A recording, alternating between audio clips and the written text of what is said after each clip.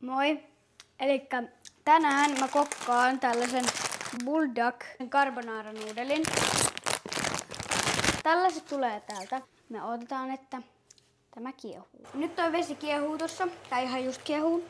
Elikkä siis tää on semmonen tosi tulinen kastike.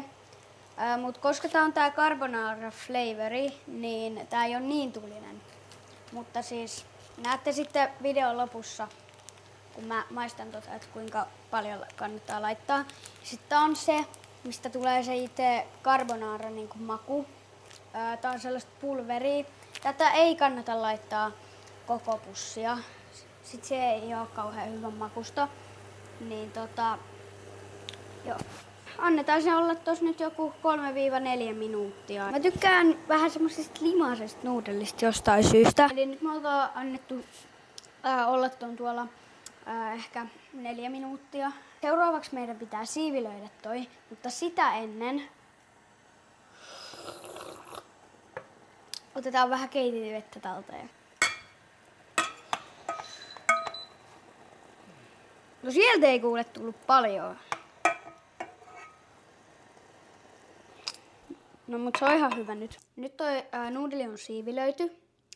Ja sitten tässä on mulla kipossa juustoa.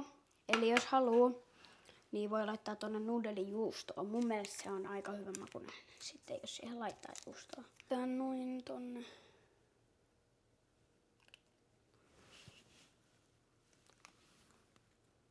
Noin.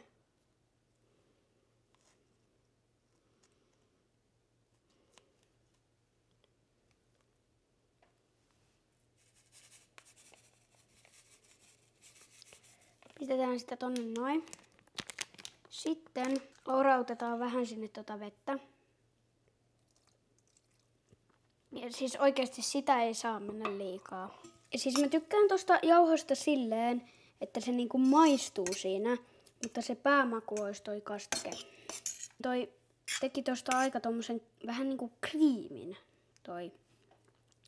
Eli siis kermasen toi pulveri. No niin, testataan, onko hyvää.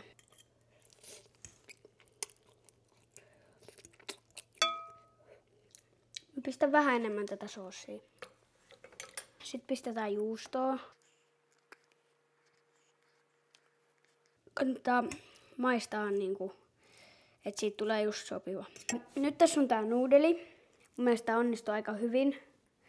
Ja siis toi juusto on semmonen, että jos tuntuu liian tuliselta toi nuudeli, niin kun sitä pistää lisää ja sit mikroon, se ei oo enää niin paha. Ja sit sitä juustoa voi lisää niin kauan, kunnes se on hyvää. Mun mielestä on siis ihan maailman paras tapa, miten tehdä tää bulldog carbonara nuudeli. Se oli naapukka. Peace.